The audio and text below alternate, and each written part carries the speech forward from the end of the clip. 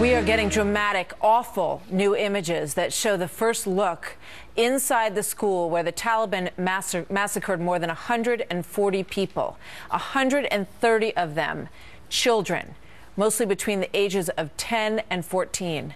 This image is very disturbing. Many of the children who were sitting in this auditorium right before the gunmen stormed in and started firing at random. It is just a horrible scene. Blood spattered across the floor, chairs toppled over. 100 bodies were pulled from this room alone. The next image is the principal's office at this school that looks like and is a bomb scene now. The room completely blown out, reduced to rubble. Meanwhile, the Pakistani girl who was shot in the head by the Taliban 2 years ago, simply for going to school, is calling the world to unite against the Taliban. Here's Malala. I call upon the international community, leaders in Pakistan, all political parties and everyone that we should stand up together and fight against terrorism, and we should make sure that every child gets safe and quality education. Amen to that. Lieutenant Colonel Ralph Peters is a Fox News strategic analyst. Colonel Peters, it's good to have you here today. Your reaction to this horrific, brutal attack and what it might mean in the end. Well, Martha, coming in the days before Christmas, it does call to mind Herod's slaughter of the innocents, does it not? Horrific. I mean, you go beyond the power of language and adjectives to describe it. But I do think the Taliban made a serious mistake in going after this particular target. Now, this was not a military academy. It was, they call it an army school or military school. It's the kind you have on U.S. military posts overseas, where it's for the children of military officers. It's not a cadet school, per se. But the Taliban went after them because these are the children of the insiders, the real power brokers, the army and government officials. But by doing so, they hit home. They hit the heart of the people that make the decisions. And I think the Pakistani army, which has been on again, off again, and same for the government, in dealing with the Taliban, is now going to be very, very serious. This wound cut very, very deeply. But Martha, there's also an American message here, a message for us. And remember, those 7 men, it was 7 gunmen we know now, that went into that school and slaughtered in cold blood, if heated temper, slaughtered 132 students and 9 teachers.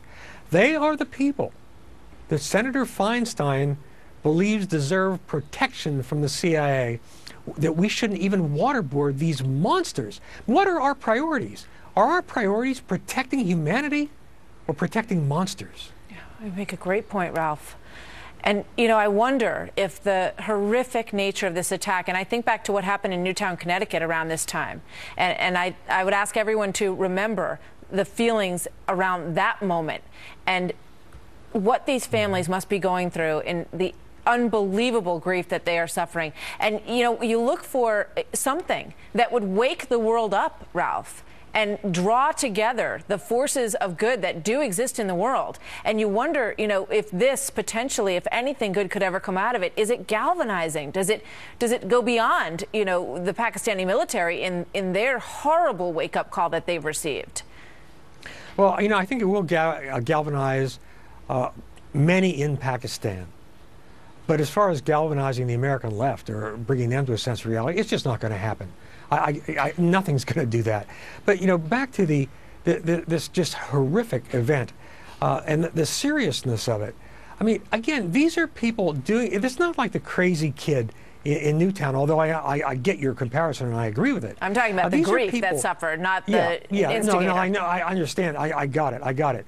And the grief is terrible. But, you know, the Islamist terrorists have done so many monstrous things that I think we're just becoming numb to it all. I mean, we like Malala Yousafzai, the girl who survived and went on to win the Nobel Prize. That's a heartwarming and good story and positive. But it's not enough to just feel for Malala. You've got to take action. And again, I'm looking at an American people who, according to polls, get it. The American people get it. That you've got to play hardball with terrorists. The problem is our elite, left and to some extent right, live so far divorced from the dangers of the world They're not only divorced from Pakistan, they're divorced from the streets of our cities.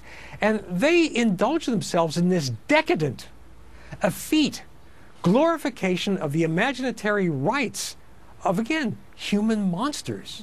A society that's unwilling to do everything necessary to defend itself is indeed a decadent society. So I think right now we're mortified by the images, we're horrified and disgusted. I mean, you think about how mortified and disgusted people have been by the so-called torture report, and I would encourage them to continue to look at these images, as hard as that is to do, and to think about what these children went through.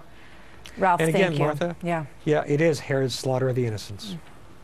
Interesting parallel at this time of year. Ralph, thank you very much. We'll see you next time. Thank you.